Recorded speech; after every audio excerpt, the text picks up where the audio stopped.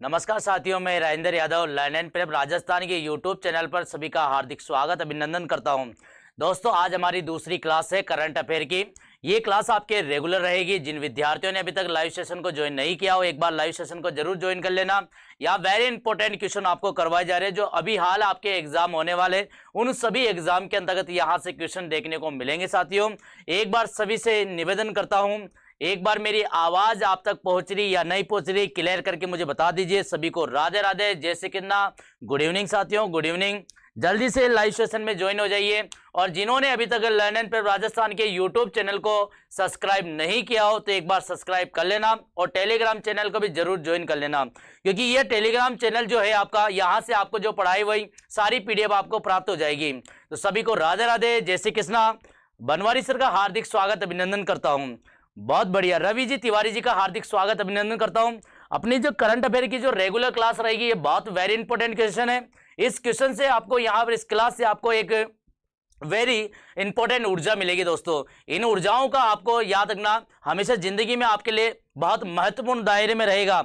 जी बिल्कुल, बहुत बढ़िया, धन्यवाद आपको।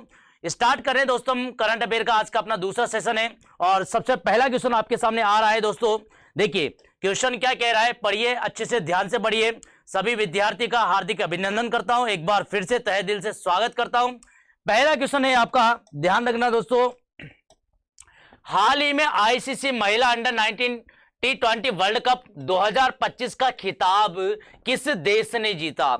अभी हाल में जो आपका महिला अंडर 19 T20 कप जो हुआ था, ये कौन से देश ने जीता था? यहां पर बच्चों का आंसर आ रहा है और बहुत बढ़िया, लगभग बच्चे सभी यहां पर। अभिषेक जी मीणा का हार्दिक स्वागत करता हूं, रवि जी तिवारी जी का हार्दिक स्वागत करता हूं और बाकी सभी विद्यार्थियों का हार्दिक स्वागत है। पहले क्वेश्चन का आपका सही आंसर है दोस्तों, यहां पर भारत ने जीता था। कौन से देश ने जीता था? भारत देश ने।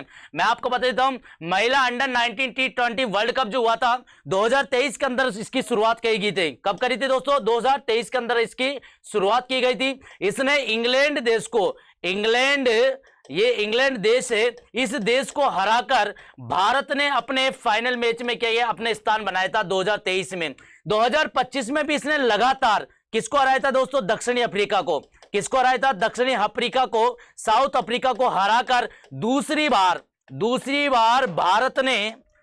बार भारत ने जीत हासिल करी है। क्या किया था दोस्तों? जीत हासिल किया था फाइनल में। दोस्तों मैं एक बार और बता देता हूं, इस 2025 के महिला अंडर 19 T20 कप हुआ था, इसमें भारत ने एक भी मैच नहीं हारे थे। तो इस बार भी लगातार दूसरी बार भारत ने अपने फाइनल मैच को जीता था और दक्षिण अफ्रीका को 9 विकेट से, कितने विकेट से दोस्तों? बबलू जी गोचर का हार्दिक स्वागत। 9 विकेट से यहां पर फाइनल मैच को जीता है। दोस्तों ध्यान रखना, ये महिला अंडर 19 T20 कप जो हमेशा 2 वर्ष में एक बार होता है। जब 2023 के अंतर्गत हुआ था तब भारत ने जीता था और बांग्लादेश को हराया था। 2025 के अंतर्गत जो हुआ है दोस्तों, मलेशिया में हुआ था। कहां पर हुआ था? मलेशिया देश में हुआ था और इसमें भी भारत ने लगातार दूसरी बार जीत करी है। इसमें एक क्वेश्चन, वेरी इंपॉर्टेंट क्वेश्चन बनता है दोस्तों, भारत में सबसे ज्यादा विकेट लेने वाली जो महिला है, ये याद रखना, वैष्णवी शर्मा है। कौन है दोस्तों? भारत में सबसे ज्यादा विकेट लेने वाली जो महिला है ये वैष्णवी शर्मा है और वैष्णवी शर्मा ने 17 विकेट लिए थे। कितने विकेट लिए थे दोस्तों? 17 विकेट लिए थे। और इस पूरे टूर्नामेंट में सबसे ज्यादा रन बनाने वाली जो महिला है वो भारतीय खिलाड़ी थी। उनका नाम है दोस्तों गोगड़ी त्रिशा ने 309 रन बनाए और अपने भारत जीत को क्या किया था? फाइनल में पहुंचाया और जीत हासिल दर्ज करवाई थी। मनीषा मीणा का हार्दिक स्वागत अभिनंदन करता हूं मैं। बबलू जी गोचर का बिल्कुल सही आंसर है। तो यहां पर इसका सही आंसर है दोस्तों, यहां पर भारत है। देखते हैं इसकी संपूर्ण जानकारी। इसकी जो शुरुआत की गई थी दोस्तों 2023 में की गई थी और भारत में ICC women under 19 T20 world cup 2025 का खिताब जीता था और फाइनल में इन्होंने दक्षिण अफ्रीका को, किसको हराया था दोस्तों? दक्षिण अफ्रीका को 9 विकेट से, कितने विकेट से? 9 विकेट से हराकर ने लगातार दूसरी बार क्या ये ट्रॉफी जीती है, लगातार दूसरी बार क्या 2025 में ये ट्रॉफी जीती है। इस पूरे टूर्नामेंट में भारत एक भी मैच नहीं आ रहा था, ये ध्यान रखना दोस्तों। 2025 का महिला अंडर 19 टी20 कप में भारत ने एक भी मैच नहीं आ रहे थे। और ये आपको बता देता हूं मैं, ये आईसीसी द्वारा आयोजित किया जाता है, हर 2 साल में एक बार आयोजित होता है, हर 2 साल में एक बार क्या होता है दोस्तों, आयोजित होता है। ये भी आपको ध्यान रखना है। 2027 में जो होने वाला है, याद रखना दोस्तों, 2027 में होने वाला जो आईसीसी द्वारा यहां पर याद रखना, ये जो महिला अंडर 19 टी20 कप होगा, ये बांग्लादेश व नेपाल की सहमति से होगा। इसमें यह भी याद रखना दोस्तों, इसके अंदर आपके जो महिला अंडर 19 टी20 कप जो वर्ल्ड कप है, इसमें टोटल 16 टीमों ने भाग लिया था। अब 2027 में होने वाले इस पूरे टूर्नामेंट में 16 टीमों को बढ़ाकर कितनी संख्या कर दी गई है, 20 संख्या कर दी है, 20 टीमों कर दी है। ये 20 टीम इसमें भाग लेगी, ये भी आपको ध्यान रखना है। देश दर्शन जी का हार्दिक स्वागत अभिनंदन करता हूं। वेरी वेरी इंपॉर्टेंट बात है, आप लोगों के लिए जो क्वेश्चन लेके आ रहा हूं मैं दोस्तों, ये हमेशा अपने जीवन में अपनी सफलताओं के लिए लेकर आया हूं दोस्तों। और जिन विद्यार्थियों ने अभी तक वीडियो को लाइक नहीं किया, वीडियो को लाइक कर देना, चैनल को सब्सक्राइब कर लेना, और टेलीग्राम चैनल है उसे भी आप ज्वाइन कर लेना दोस्तों। इसी प्रकार से आपके बहुत ही वेरी इंपॉर्टेंट क्वेश्चन आपको यहां रेगुलर देखने को मिलेंगे। और यही टाइम रहेगा साथियों, अपना 7 बजे से क्लास रहेगी, रेगुलर इसी चैनल पर रहेगी, ये थोड़ा सा ध्यान रखिए। बात करता हूं दोस्तों आगे, यहां पर मैं आपको बता देता हूं, आईसीसी का जो पूरा नाम होता है, फुल फॉर्म होता है इंटरनेशनल क्रिकेट काउंसिल होता है दोस्तों। आपको यह ध्यान रखना है, इसे 1909 में इंपीरियल क्रिकेट कॉन्फ्रेंस के रूप में स्थापित किया गया था। कब किया गया था? 1909 में इंपीरियल क्रिकेट कॉन्फ्रेंस के रूप में इसे क्या किया था, प्रतिपादित किया था, स्थापित किया था। ये आपको ध्यान रखना है। अगला क्वेश्चन आपके सामने दोस्तों, बहुत ही वेरी इंपॉर्टेंट क्वेश्चन है, इस क्वेश्चन को आप पढ़िए। यहां पर जो क्वेश्चन आपको क्या कह रहा है, क्वेश्चन को एक बार हम देखते हैं, इसके लैंग्वेज को समझते हैं। क्वेश्चन है दोस्तों, संयुक्त राष्ट्र महासभा द्वारा हर साल 1 फरवरी से 7 फरवरी को किस सप्ताह के रूप में मनाया जाता है? दोस्तों, राष्ट्रीय जो संयुक्त राष्ट्र महासभा द्वारा हर साल 1 फरवरी से 7 फरवरी तक यहां पर किस सप्ताह के रूप में मनाया जाता है? 4 ऑप्शन आपके सामने है। पहला ऑप्शन आपके सामने है दोस्तों, यहां पर विश्व शांति सप्ताह दिवस, ऑप्शन बी विश्व धार्मिक सौहार्द सप्ताह दिवस, ऑप्शन सी वैश्विक सांस्कृतिक विरासत सप्ताह, और अंतरराष्ट्रीय मानवाधिकार सप्ताह। ये 4 आपके सामने विकल्प है। सभी विद्यार्थी यहां कमेंट कर रहे हैं। वेरी गुड इवनिंग साथियों। अंकित जी मीणा का हार्दिक स्वागत है, सरोज जी लोधा का भी हार्दिक स्वागत है, आशु मीणा जी का हार्दिक स्वागत अभिनंदन करता हूं। राधे राधे, जय श्री कृष्णा। और यहां पर राहुल जी का भी, लवन सिंह का हार्दिक स्वागत अभिनंदन करता हूं। बहुत ही बढ़िया, कोमल जी का भी हार्दिक स्वागत, नमस्ते। मनीषा मीणा जी का भी हार्दिक स्वागत अभिनंदन। बहुत प्यारा क्वेश्चन है, अच्छा क्वेश्चन है। सभी विद्यार्थी से कमेंट करके बताइए क्या रहेगा आपका सही आंसर। दोस्तों, मैंने कहा है संयुक्त राष्ट्र महासभा द्वारा हर साल 1 फरवरी से 7 फरवरी को किस सप्ताह के रूप में यह मनाया जाता है? दोस्तों ध्यान रखना, विश्व धार्मिक सौहार्द सप्ताह दिवस आपका मनाया जाता है। इसके अंदर संपूर्ण धर्म जाति जो है, इन सभी धर्मों के बारे में व्यक्तियों को जागरूक किया जाता है दोस्तों। इसमें बढ़ाया जा रहा है, मनोबल बढ़ाया जाता है सभी धर्मों के प्रतीक। यहां पर इसका सही बिल्कुल आंसर है दोस्तों ऑप्शन नंबर बी। इसकी संपूर्ण आपको जानकारी मैं बता देता हूं। देखो, इसका जो मुख्य उद्देश्य है, विभिन्न धर्मों के बीच में जो आपका जो म्यूचुअल अंडरस्टैंडिंग है, भेदभाव है, इनको बढ़ावा देना। यानी जो म्यूचुअल अंडरस्टैंडिंग यानी भेदभाव होते हैं, महत्व होते हैं, इनको क्या करना है? बढ़ावा देना है। पहली बार 2011 में इसे मनाया गया 1 फरवरी से 7 फरवरी तक। पहली बार यहां पर 2011 में इसे एक सप्ताह के रूप में मनाया गया और 1 फरवरी से 7 फरवरी तक इसे मनाया गया था। दोस्तों, 20 अक्टूबर 2010 को क्या किया था? 20 अक्टूबर 2010 को यूनिटाइजेशन जनरल असेंबली द्वारा इसे पारित किया गया था, आधिकारिक रूप में पारित किया गया था, मनाया गया था। 4 फरवरी को आपको यह भी ध्यान रखना है दोस्तों, 4 फरवरी को दिवस से आपको संबंधित क्वेश्चन बनेगा। यहां से आपको एक बात और बता देता हूं, दिवस जो आपके मनाए जाते हैं आपको ये भी पता है। आज जो 7 फरवरी है, 7 फरवरी का आपको ये भी पता है कौन सा डे है, तो याद रखना दोस्तों, रोज डे है। इसको भी थोड़ा ध्यान रख लेना, ये आपको वेरी इंपॉर्टेंट दिवस से संबंधित क्वेश्चन होता है। 4 फरवरी को आपको नर्मदा जयंती भी मनाई जाती है और 4 फरवरी को आपका विश्व कैंसर डे भी मनाया जाता है। एक ही दिन में 2 तारीख के, देखो एक ही दिन में यानी 2 दिवस मनाए जाते हैं। एक नर्मदा जयंती मनाई जाती है और एक आपके विश्व कैंसर डे मनाया जाता है। देखो 4 फरवरी को नर्मदा जयंती और 4 फरवरी को विश्व कैंसर डे भी मनाया जाता है। आपको ध्यान रखना दोस्तों, ये नर्मदा जयंती आपके लिए जो 4 फरवरी को मनाई जाती है, मां नर्मदा के रूप में मनाई जाती है। ये नर्मदा नदी की कुल लंबाई जो है दोस्तों, याद रखना 1312 किलोमीटर है। कुल किलोमीटर कितनी लंबाई है दोस्तों? 1312 किलोमीटर है। ये पूर्वी क्षेत्र से यानी पूर्व से पश्चिम की ओर बहने वाली भारत की सबसे लंबी नदी है। यह भी आपको ध्यान रखना है। पूर्व से पश्चिम की ओर बहने वाली भारत की सबसे लंबी नर्मदा नदी है। इसकी कुल लंबाई 1312 किलोमीटर है। तो यह आपको ध्यान रखना। यह मध्य प्रदेश के पूर्वी स्थानों से अमरकंटक पर्यटक स्थल से यह उद्गम स्थान है इसका, और एकमात्र ऐसी नदी है जिसमें सभी पुराण के बारे में बताया जाता है, यानी संपूर्ण पुराण देखने को मिलता है। यह भी आपको ध्यान रखना है। इसके अंदर आपको मैंने बता दिया, जो नर्मदा नदी की कुल लंबाई आपको 1312 किलोमीटर है। यह आपको ध्यान रखना है, यह भी आपको ध्यान रखना है। और यहां पर यह भी लिख लेना, पूरब से पश्चिम की ओर और बहने वाली भारत की क्या है दोस्तों? सबसे लंबी नदी है। ये भी आपको ध्यान रखना। कब मनाई जाती है? 4 फरवरी को। कब मनाई जाती है नर्मदा जयंती? तो याद रखना, नर्मदा जयंती आपको 4 फरवरी को मनाई जाती है। ये भी आपको थोड़ा सा ध्यान रखना है। सभी साथियों को बात समझ में आई है? देखो भाई, अगले क्वेश्चन की हम बात करते हैं। अगला क्वेश्चन आपके सामने आने वाला है और बहुत ही शानदार क्वेश्चन है। यहां पर चलते हैं अगले क्वेश्चन की ओर। हाल ही में देखो क्वेश्चन क्या कह रहा है। हाल ही में 3 फरवरी 2025 को बेल्जियम के नए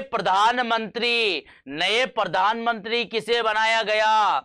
जल्दी से कमेंट करिए सभी मित्र, और उम्मीद है मुझे कि इस प्रश्न का आंसर सभी मित्र देंगे और कोई गलती नहीं करेगा। आपको बहुत ही अच्छे लेवल से अच्छे क्वेश्चन देखने को मिल रहे हैं। ये सभी क्वेश्चन आपके यहाँ पायल जी मीणा को राधे राधे, जय श्री कृष्णा, हार्दिक स्वागत अभिनंदन करता हूं मैं। इस क्वेश्चन का कौन सबसे पहले विद्यार्थी आंसर दे सकता है? और जल्दी से कमेंट करके बताइए। मेरी आवाज आप तक अच्छे से पहुंच रही है? देखो भाई, क्वेश्चन क्या कह रहा है। हाल ही में 3 फरवरी 2025 को बेल्जियम देश के नए प्रधानमंत्री किसे बनाया गया? याद रखना दोस्तों, बेल्जियम देश के नए प्रधानमंत्री किसे? बार्ट डी वेवर को बनाया गया। किसको बनाया गया दोस्तों? बार्ट डी वेवर को बनाया गया था। इन्होंने अलेक्जेंडर डी क्रू के स्थान पर शपथ ग्रहण करी है। क्या किया था दोस्तों? इन्होंने शपथ ग्रहण करी है। किसके स्थान पर? Alexander D crew. पहले इसके प्रधानमंत्री कौन थे? अलेक्जेंडर डी क्रू थे। इनके स्थान पर बार्ट डी वेवर ने अपना यहां पर प्रधानमंत्री के रूप में शपथ ग्रहण करी है। इन्हें जो शपथ ग्रहण करवाई है, तो बेल्जियम देश में यहां पर एक राजा होता है, किंग है, जिन्होंने इनको शपथ दिलवाई है दोस्तों। और बेल्जियम देश में 2 पार्लियामेंट होते हैं। कितने पार्लियामेंट होते हैं? 2 पार्लियामेंट होते हैं। तो इसका सही आंसर है आपका बार्ट डी वेवर। अब देखिए दोस्तों, बार्ट डी वेवर के बारे में हम जानकारी आपको बता देते हैं। बार्ट डी वेवर ने अलेक्जेंडर डी क्रू के स्थान पर, किसके स्थान पर दोस्तों? अलेक्जेंडर डी क्रू के स्थान पर अपना पद ग्रहण किया है। बार्ट डी वेवर ने 3 फरवरी 2025 को बेल्जियम के नए प्रधानमंत्री के रूप में शपथ दिलाई है। क्या है? शपथ दिलाई है, ग्रहण करी है। यहां पर ये याद रखना, बार्ट डी वेवर को प्रधानमंत्री के पद की जो शपथ है, ये किसने दिलाई है? बेल्जियम किंग के फिलिप। ये क्वेश्चन आ चुका है दोस्तों पहले भी। दोस्तों ये जो फिलिप है, ये फिलिपी जो है आपका, ये एक राजा है और राजा इनको क्या करता है दोस्तों? शपथ दिलाता है। तो बेल्जियम के जो राजा है आपका फिलिपी, ये फिलिपी ने क्या किया था? इसे प्रधानमंत्री की पद की शपथ दिलाई। किसको दिलाई? बार्ट डी वेवर को। बेल्जियम में कितने पार्लियामेंट होते हैं दोस्तों? 2 पार्लियामेंट। कितने पार्लियामेंट होते हैं? 2 पार्लियामेंट होते हैं जी। बिल्कुल, बहुत बहुत बधाई हो आपको आशु जी मीणा, राम राम साहब। और हाँ बिल्कुल, राम राम सी, राम राम आपको भी। दर्शन जी भी देख रहे हैं, बहुत बढ़िया, बहुत बहुत धन्यवाद आपका। तो यहां पर इसका सही आंसर है दोस्तों बेल्जियम देश के नए प्रधानमंत्री कौन है दोस्तों? तो याद रखना बार्ट डी वेबर है। और बार्ट डी वेबर ने किसके स्थान पर अपना यहां पर शपथ ग्रहण करी है? तो आपको ध्यान रखना दोस्तों अलेक्जेंडर डी क्रूक के स्थान पर अपना प्रधानमंत्री के रूप में शपथ ग्रहण करी। किसने दिलाई है? तो याद रखना बेल्जियम देश है, उसके जो राजा है यानी किंग फिलिपी ने किसने दिलाई है दोस्तों? फिलिपी ने दिलाई है। ये आपको ध्यान रखना है। हम बात करते हैं आगे, अगले क्वेश्चन की शुरुआत करते हैं। अगला क्वेश्चन है और अच्छा क्वेश्चन है, यहां पर थोड़ा सा ध्यान रखना है। बात समझ में आ रही है? बिल्कुल। अब आपके सामने जो क्वेश्चन है दोस्तों, इस क्वेश्चन का सही आंसर आपको देना है। देखिए, यूरेन 2025 सैन्य अभ्यास किन दो देशों के बीच में आयोजित किया जाता है? देखिए दोस्तों, यूरेन 2025 सैन्य अभ्यास यानी सेनाओं के लिए, यानी आप जानते हैं दो देशों के बीच में आयोजित किया गया अभी हाल। लेकिन कौन से दो देश है जिनके बीच में ये आपका सैन्य अभ्यास चलाया गया है? तो जल्दी से कमेंट करिए, जल्दी से कमेंट करके बताइए। पायल जी मेरा बता रहे ऑप्शन नंबर ए, पायल जी मेरा बता रहे ऑप्शन नंबर ए। आपके सामने चार ऑप्शन है दोस्तों। सैन्य अभ्यास किन दो देशों के बीच में आयोजित किया गया? ऑप्शन ए भारत और श्रीलंका के बीच में, ऑप्शन बी भारत और मालदीव के बीच में, ऑप्शन सी भारत और बांग्लादेश के बीच में, ऑप्शन डी है आपका भारत और इंडोनेशिया के बीच में। यहां पर राहुल जी लवन से भी ऑप्शन नंबर ए की ओर जा रहे हैं। लगभग बच्चे जो कमेंट कर रहे हैं वो सभी ए की ओर बढ़ रहे हैं। जी बिल्कुल, मैं आपके कमेंट को बढ़िया अच्छे से पढ़ रहा हूं। हाँ जी बिल्कुल, आप हिंदी बढ़िया पढ़ाते हैं, बहुत बढ़िया है। पढ़ाना भी चाहिए, पढ़ाना एक अच्छी बात होती है और अच्छे से आपको आता भी है। तो आपके सामने जो क्वेश्चन है दोस्तों, यानी यूरेन 2025 सैन्य अभ्यास किन दो देशों के बीच में बीच में आयोजित किया गया दोस्तों? भारत और मालदीव के बीच में, भारत और मालदीव के बीच में, यानी दो देशों की सेनाओं के बीच में ये मनाया जाता है दोस्तों।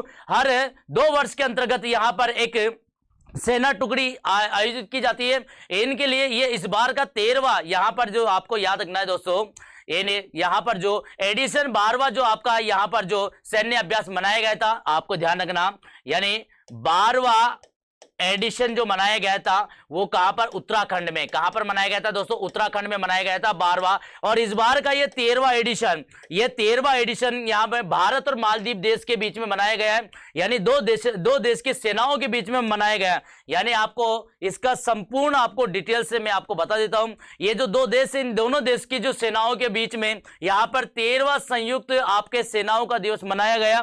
और ये जो आप देखिए यहां पर हाल ही में भारत और मालदीव की सेनाओं के बीच में 13वीं संयुक्त सेना का अभ्यास का आयोजन किया गया। यह आयोजन 2 फरवरी से 15 फरवरी तक किया जा रहा है। कितना? 2 फरवरी से 15 फरवरी तक किया जा रहा है, ये आपको ध्यान रखना है। सबसे पहले इसकी जो शुरुआत की गई थी 2009 में। कब की गई थी? यानी ये जो आपके सैन्य अभ्यास की जो शुरुआत की गई थी दोस्तों, सबसे पहले 2009 में किया गया था। इसका 12वां जो एडिशन है वो कहां पर मनाया गया था? 2023 में मनाया गया था। कहां पर मनाया गया? उत्तराखंड में। ये भी आपको ध्यान रखना है कि 12वां एडिशन 2023 में कौन से कहां पर राज्य में मनाया गया था? तो भारत देश में मनाया गया था, वो भी कहां पर? उत्तराखंड में। कहां पर मनाया गया था दोस्तों? उत्तराखंड में मनाया गया था। मनीषा जी का बिल्कुल वेरी गुड, बहुत बहुत गुड इवनिंग साथियों आपको। और बिल्कुल सही आंसर है। मुकेश जी सोलंकी जी का हार्दिक स्वागत, अभिनंदन है।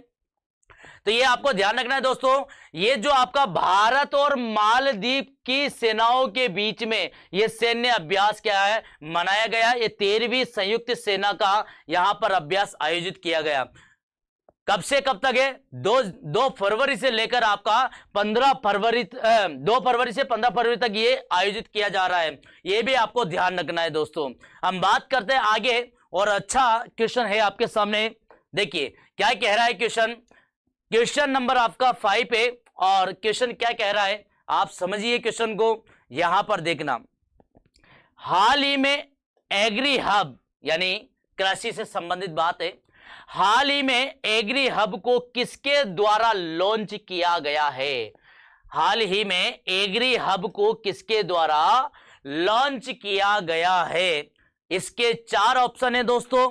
यहां पर कृषि मंत्रालय और आईसीआर द्वारा, ऑप्शन बी इलेक्ट्रॉनिक्स और सूचना प्रौद्योगिकी मंत्रालय द्वारा, ऑप्शन सी नीति आयोग और आईसीआर द्वारा, और ऑप्शन डी है दूसरी और कृषि विभाग द्वारा। ये आपको ध्यान रखना है। 4 ऑप्शन है आपके सामने, चारों ऑप्शन को ध्यान से पढ़िए और इसका सही आंसर आपको बताना है दोस्तों। ये किससे संबंधित है? कृषि से संबंधित है, क्योंकि आपको यहां पर ध्यान रखना है, यानी मानव जीवन में, यानी किसानों को, एनजीओ को और एग्रीकल्चर वाले व्यक्तियों को संबंधित यहां पर जानकारी जुटाने के लिए बात कर रही है। और इसी में आपको ये बता देता हूं मैं, यहां पर जो सीधी सी बात है, इसका सही आंसर है इलेक्ट्रॉनिक्स और सूचना प्रौद्योगिकी मंत्रालय द्वारा हाल ही में एग्री हब को इसको लॉन्च किया है। किसके द्वारा लॉन्च किया है? इलेक्ट्रॉनिक्स और सूचना प्रौद्योगिकी मंत्रालय द्वारा इसको लॉन्च किया गया है दोस्तों। यहां पर आपको यह भी ध्यान रखना है, इसका जो सही आंसर आपको बी ऑप्शन है। और उद्देश्य क्या है? तो विभिन्न क्षेत्रों में, यानी कृषि के विभिन्न क्षेत्रों में किसानों को, एनजीओ को, एग्री बिजनेसमैन होते हैं, उनके बीच में साझेदारी और टेक्नोलॉजी रिसर्च को बढ़ावा देने के लिए, यानी कृषि से आप लोगों को पता है, जो कृषि संबंधित सूचनाओं के लिए, साझेदारी के लिए और टेक्नोलॉजी रिसर्च के लिए ये इसमें क्या कर रहा है? बढ़ावा दे रहा है दोस्तों। यहां पर अगले 5 वर्षों में कृषि में जॉब क्रिएशन को बढ़ावा देना है। इसका मूल उद्देश्य है दोस्तों, अगले 5 वर्षों में कृषि में जॉब क्रिएशन का बढ़ावा देना है। ये आपको ध्यान रखना है। तो याद रखना दोस्तों, संपूर्ण इसका जो निचोड़ है वो किसके ऊपर है? यानी विभिन्न किसानों के क्षेत्रों में, कृषि के क्षेत्रों में एनजीओ और एग्रीकल्चर साझेदारी को टेक्नोलॉजिकल रिसर्च में बढ़ावा देना, मेन चीज ये। सूरज जी लोधा का हार्दिक स्वागत, अभिनंदन है और वेरी गुड इवनिंग साथियों। मनीषा जी का भी हार्दिक स्वागत और बिल्कुल सही आंसर है मनीषा जी का बी ऑप्शन है। चलते हैं अगले क्वेश्चन की ओर। अगला क्वेश्चन क्या कह रहा है? और बिल्कुल ये क्वेश्चन आप लोग कभी गलत नहीं कर सकते, क्योंकि आप लोगों ने देखा होगा, नरेगा के बारे में जानकारी आपको होगी। नरेगा हर पंचायत के द्वारा करवाया जाता है, काम रोजगार होता है, हर 5 किलोमीटर के दायरे में इसका काम मिलता है। ये आपको ध्यान रखना, इस क्वेश्चन का आंसर गलत मत कर देना। देखो भाई क्या है क्वेश्चन, हाल ही में माई नरेगा ऐप किस जिले में लॉन्च किया गया है? हाल ही में माई नरेगा ऐप किस जिले में लॉन्च किया गया है? ये ध्यान रखना। 4 ऑप्शन है, इन चारों ऑप्शन के बारे में आपको जानकारी होना भी चाहिए। और माई नरेगा ऐप आप जानते हैं हर गांव में, हर पंचायत के द्वारा काम करवाया जाता है। नरेगा के गड्ढे वड्ढे खोदना, यो करना, यानी आपने देखा होगा पंचायती के द्वारा इसका कार्य को करवाया जाता है। और ये आप जानते हैं कितने सालों से करते आ रहे हैं। इसकी शुरुआत 2006 में पहली बार किया गया था। और जब 2006 में इसकी शुरुआत की गई थी तो दोस्तों 625 गाँव में इसका, यानी 625 गांव में इनमें क्या किया? रोजगार दिया गया था। और जब रोजगार दिया गया था तो रोजगार आपको कौन सा दिया गया था दोस्तों? नरेगा ऐप। तो इस नरेगा ऐप के माध्यम से आपको याद रखना, बाड़मेर, जो बाड़मेर जिला है, इसका सही आंसर है। तो याद रखना दोस्तों, हाल ही में माई नरेगा ऐप जो बाड़मेर जिले ने लॉन्च किया है, इसका सही आंसर सी है। देखिए इसके बारे में आपको अच्छे से जानकारी बता देता हूं मैं। जी बिल्कुल पूजा जी, और बिल्कुल परिजाट जी का हार्दिक स्वागत है। राम राम, राधे राधे, जय श्री कृष्णा। सूरज जी का भी हार्दिक स्वागत। दिनेश जी गुजर का राधे राधे, जय श्री कृष्णा। देखो भाई, राजस्थान के बाड़मेर जिले में माई नरेगा ऐप लॉन्च किया गया। क्या, कौन सा ऐप लॉन्च किया गया? माई नरेगा ऐप लॉन्च किया गया।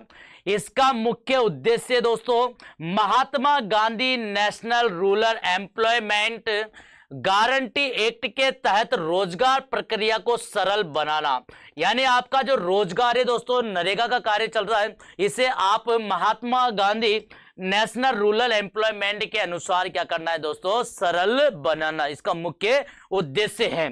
पहली बार देश में 2 फरवरी 2006 को, कब किया था दोस्तों इसे? पहली बार देश में 2 फरवरी 2006 को इसे यहां पर कार्य करने के लिए शुरू किया गया था। और अधिनियम पारित जो किया गया 23 अगस्त 2005 को, पहले से अधिनियम पारित किया गया था 23 अगस्त 2005 में। और पहली बार पूरे देश के अंदर, यहां पर देश में 2 फरवरी 2006 को क्या किया था दोस्तों? कार्य को शुरू किया गया था। यह ध्यान रखना, 2006 में 625 जो जिले हैं, 625 जिलों में पायलट प्रोजेक्ट के रूप में, कौन से प्रोजेक्ट के रूप में? पायलट प्रोजेक्ट के रूप में यहां पर कार्य को लागू किया गया था। और 2008 में पूरे भारत में विस्तारित कर दिया गया। यानी 2006 में तो 625 जिलों के अंतर्गत यहां पर पंचायती राज्य के अनुसार नरेगा का कार्य शुरुआत किया गया था दोस्तों, और 2008 में पूरे संपूर्ण भारत देश में विस्तारित कर दिया गया। और 2009 में संशोधन के बाद महात्मा गांधी का नाम जोड़ा गया। यानी 2009 में संशोधन करने के बाद महात्मा गांधी का नाम जोड़ा गया है। और बात याद रखना, ग्राम पंचायत के माध्यम से कार्य संचालन किया जाता है। यानी ये ग्राम पंचायत के माध्यम से नरेगा का कार्य करवाया जाता है। और इन्होंने एक उद्देश्य और दिया कि 5 किलोमीटर के दायरे में ये कार्य रोजगार सभी व्यक्तियों को मिलना अनिवार्य है। यानी 5 किलोमीटर के दायरे के अंतर्गत आप इस नरेगा का कार्य को कर सकते हैं। तो ये माई नरेगा ऐप सर्वप्रथम यहाँ पर बाड़मेर जिले को इसने लॉन्च किया था। बाड़मेर जिले ने क्या किया था दोस्तों? लॉन्च किया था। आगे चलते हैं हम आगे। देखिए भाई, इस कार्यस्थल को 5 किलोमीटर के एरिया में ही क्या करता है? कार्य मिल जाएगा। इसका मूल उद्देश्य यही है। अगला क्वेश्चन आपके सामने है, और क्वेश्चन बहुत ही अच्छा है। ये आपने सुना भी होगा, आपने देखा भी होगा। यहां पर सीतारमण जी ने बीमा क्षेत्र में अभी बजट भी पेश किया है, ये भी आपको ध्यान रखना है। हाल ही में भारत सरकार ने, देखो भाई किसने? हाल ही में भारत सरकार ने बीमा क्षेत्र इंश्योरेंस, बीमा क्षेत्र को बोलते हैं भैया इंश्योरेंस सेक्टर में प्रत्यक्ष विदेशी निवेश की सीमा कितने प्रतिशत बढ़ाकर कर दी गई है? कितने प्रतिशत बढ़ाकर कर दी गई है? यहां पर बिल्कुल एएमटी जी का हार्दिक स्वागत है, बिल्कुल शानदार। ये आपके सामने जो क्वेश्चन है, अभी आपको पता है कि बजट पेश हुआ था, और आप जानते हैं 25-26 का जो बजट पेश हुआ है, इसमें बीमा कंपनियों को कितना प्रतिशत से यहां पर बढ़ाकर कितना % कर दिया गया। तो यहां पर भारत सरकार ने बीमा क्षेत्र में प्रत्यक्ष विदेशी निवेशों की जो सीमा है वो कितना % बढ़ा दी गई है? जल्दी से कमेंट करके बताइए सभी विद्यार्थी, क्या रहेगा इसका सही आंसर? जल्दी से बताइए, अभी आपकी कमेंट का इंतजार है दोस्तों। एक बार वीडियो को शेयर कर देना, लाइक कर देना, और ज्यादा से ज्यादा चैनल को भी आप सब्सक्राइब कर लेना दोस्तों, क्योंकि चैनल सब्सक्राइब करने से आपको ये फायदा मिलेगा, क्योंकि आपका जो नोटिफिकेशन रहेगा ये रेगुलर आपको मिल जाएगा, और रेगुलर आपको करंट अफेयर की क्लास इसी टाइम इसी वक्त रहेगी दोस्तों। तो आप इस क्लास को देखना ना भूलिए। क्लास आपके मजेदार रहेगी, शानदार रहेगी, दमदार रहेगी। ये कंटेंट आपका बिल्कुल बाहर नहीं जाएगा दोस्तों। मैं वादा करता हूं आपको, आपके एग्जाम में 20 में से 20 क्वेश्चन राइट करवाने की गारंटी लेता हूं। आपके हर एग्जाम के अंदर, ऑल कॉम्पिटिटिव एग्जाम की अगर आप तैयारी कर रहे हैं दोस्तों, बिल्कुल आपका यहां पर ब्रजेश जी का हार्दिक स्वागत, अभिनंदन करता हूं मैं, और बहुत बहुत धन्यवाद साथियों। एक बार क्लास को शेयर जरूर कर देना आप। ये है आपके सामने क्वेश्चन, एक बार फिर पढ़ रहा हूं दोस्तों। क्वेश्चन नंबर 7 है, हाल ही में भारत सरकार ने बीमा क्षेत्र में प्रत्यक्ष विदेशी और निवेश की सीमा को कितना प्रतिशत बढ़ा दिया गया है? ऑप्शन इसका बिल्कुल आपके सामने 4 ऑप्शन है। 49%, option B 74%, option C 100%, option D आपके 85%। इसका बिल्कुल सही आंसर दिया है संदीप यदुवंशी ने, बिल्कुल करेक्ट आंसर दिया है। और वास्तव में इसका जो आंसर है दोस्तों यहां पर 100% है। 70% से बढ़ाकर दोस्तों यहां पर बीमा क्षेत्र में 100% यहां पर विदेशियों का निवेश सीमा को बढ़ा दिया गया है दोस्तों। इसका सही आंसर आपका सी है। और हम जानकारी इसके अंदर बता देते हैं दोस्तों, ये जो फाइनेंस मिनिस्ट्री निर्मला सीतारमण जी ने अभी हाल ही बजट को पेश किया है दोस्तों। जब बजट पेश किया तो इन्होंने बताया है कि बीमा क्षेत्र की सीमा को 74% से बढ़ाकर 100% कर दिया गया। 74% से बढ़ाकर कितना प्रतिशत कर दिया गया? 100% कर दिया गया। और ये भारत में अभी तक यानी 25 ग्लोबल इंश्योरेंस जो कंपनियां हैं उनमें से 20 कंपनियां जो है ना, तो यह कंपनी मौजूद नहीं है। 5 कंपनियों ने इसमें हिस्से में भाग लिया था, बाकी 20 कंपनियां इसमें मौजूद नहीं है। यह बदलाव उन्हें आकर्षित करेगा, यानी जो इसके अंतर्गत मौजूद नहीं रहे तो वो क्या करेगी दोस्तों? उन्हें आकर्षित करेगा। यानी इसके अंदर आपको बीमा क्षेत्र के अंदर जो आपका विदेशी निवेश जो है ये 74% था पहले, और उसे बढ़ाकर यहां पर पूरा 100% कर दिया गया है। ये आपको ध्यान रखना है। बिल्कुल आंसर आपका सी ऑप्शन है, करेक्ट आंसर है। चलते हैं अगले क्वेश्चन की ओर। अगला क्वेश्चन बहुत ही शानदार और बहुत ही लाजवाब क्वेश्चन है मेरे मित्रों, और ये क्वेश्चन आप लोगों ने पहले भी कहीं पढ़ा होगा, समझा होगा, देखा होगा। याद रखना, हाल ही में चर्चा में रहे तेजस शीर्ष किस खेल से संबंधित है। याद रखना दोस्तों, खेल से संबंधित क्वेश्चन पूछे जाएंगे, और खेल से संबंधित क्वेश्चन आएंगे, डे से संबंधित क्वेश्चन आएंगे। मैंने आपको जो कल क्लास ली थी, मैंने ये आपको बताया था कि भैया 2 फरवरी को कौन सा दिवस मनाया जाता है, तो आपको याद रखना विश्व आर्द्र भूमि दिवस मनाया जाता है।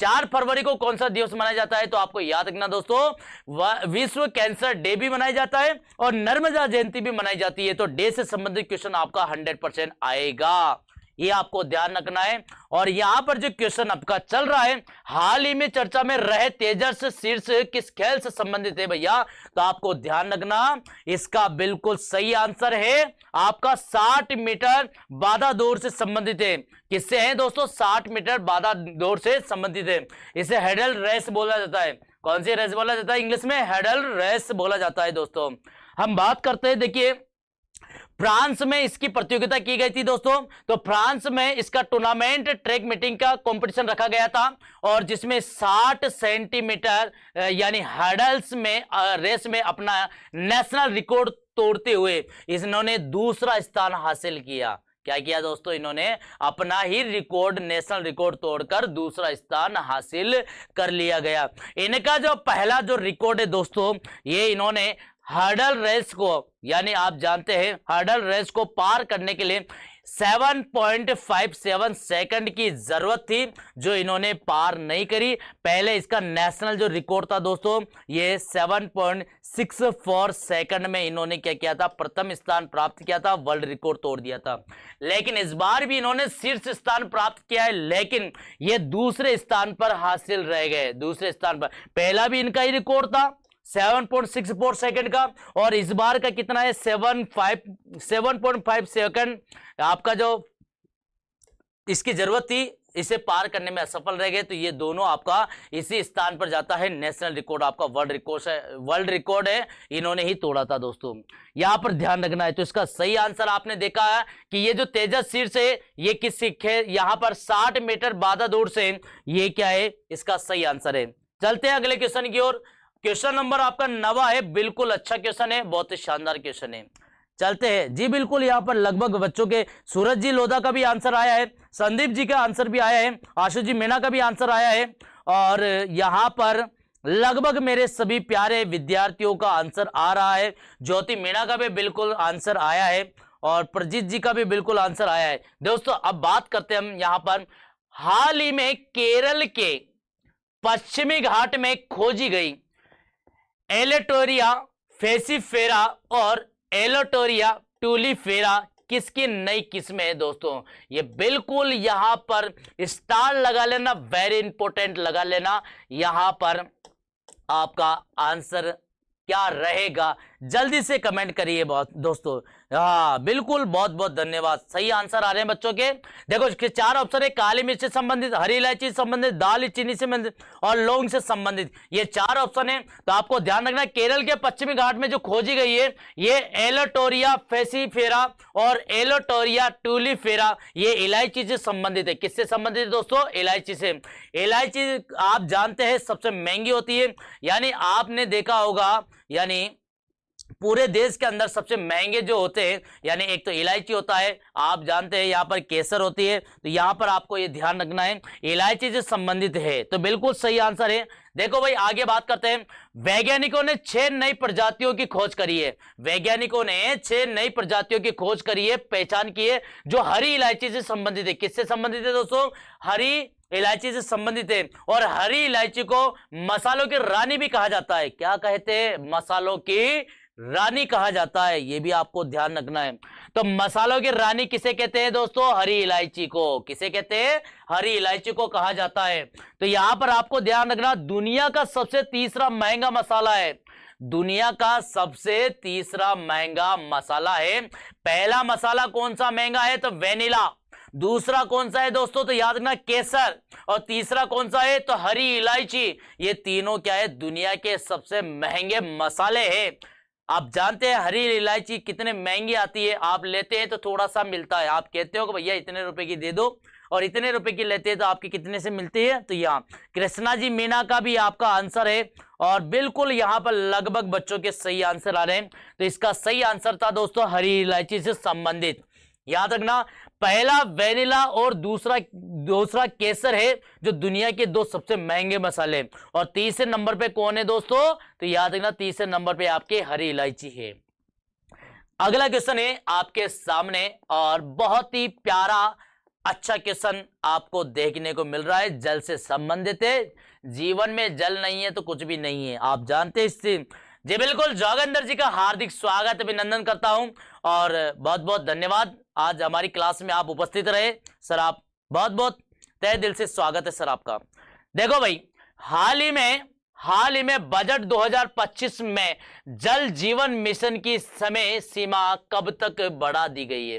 दोस्तों 2025 में जो बजट है जल जीवन मिशन है, इस जल जीवन मिशन की जो समय अवधि है वो कब तक बढ़ा दी गई है? आपको पता है जल जीवन मिशन की शुरुआत आपके 2019 में की गई थी और जब 2019 में इस मिशन को लागू किया गया था तो गांव-गांव में प्रत्येक पानी पीने योग्य नल के द्वारा पहुंचाने के लिए ये मिशन लागू किया गया था।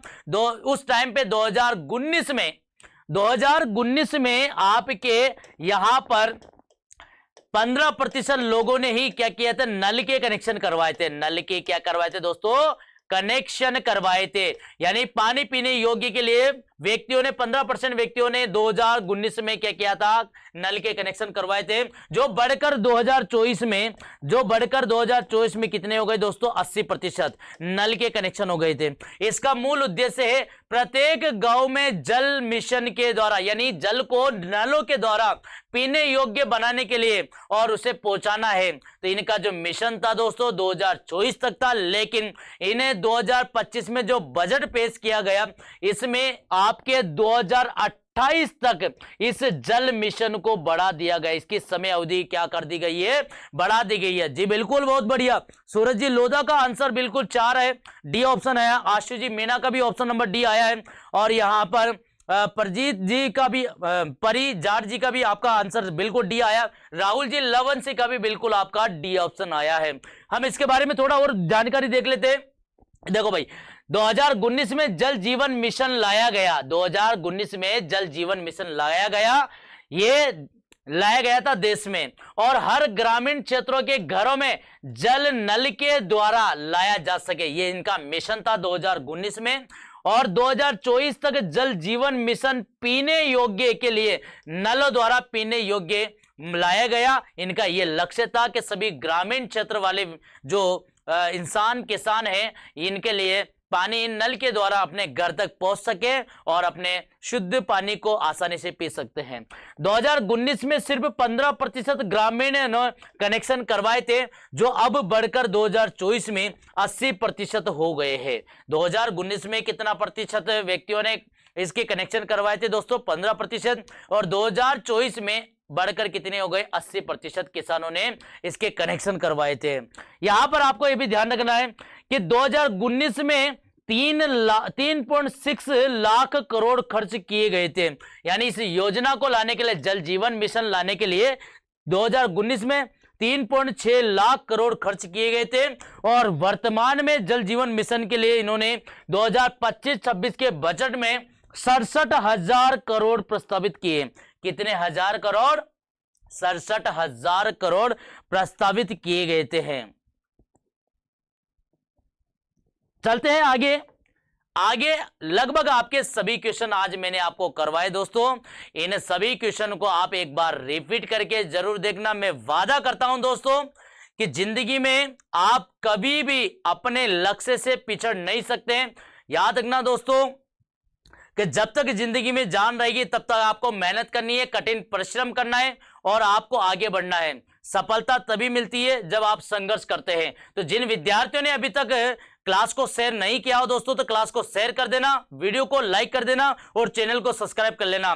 अपना यूट्यूब चैनल है दोस्तों लर्न एंड प्रेप राजस्थान के नाम से, और ये लर्न एंड प्रेप राजस्थान के नाम से जो चैनल है दोस्तों इसे सब्सक्राइब जरूर कर लेना, ताकि आपको नोटिफिकेशन लगातार आपको मिलते रहे। रेगुलर आपकी जो क्लास रहेगी, तो जो भी आपके इंडिया लेवल की तैयारी कर रहे हैं, सेंट्रल लेवल की तैयारी कर रहे हैं, ऑल कॉम्पिटिटिव एग्जाम की तैयारी कर रहे हैं, उन विद्यार्थियों के लिए रेगुलर आपके लिए यहां पर क्लास देखने को मिलेगी दोस्तों। और हम उम्मीद करते हैं कि जो आपको क्वेश्चन करवाए हैं ये बहुत top very important most question है, जिन्हें एक बार आप जरूर देख लेना। तो विद्यार्थी अगर आप ऑफलाइन बैच में अगर आप एडमिशन लेना चाहते हैं, ज्वाइन करना चाहते हैं, तो रेलवे एसएससी बैंक के लिए हमारे यहाँ पर नए बैच प्रारंभ किए गए, जिनका हमारे कोचिंग का जो पता है दोस्तों केशवपुरा चौराहे पे है, अमर पंजाबी के पास में। तो विद्यार्थी जो भी अगर आना चाहे एक बार आ सकते हैं, ज्वाइन कर सकते हैं। धन्यवाद सभी साथियों को।